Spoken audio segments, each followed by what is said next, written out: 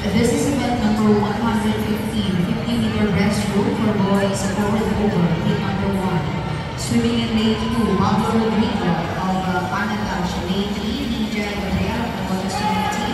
Lane 4, Atienza Xiaoning of Aquatech. Lane 5, Bigeloa Carl Zeus of Leisure Shark.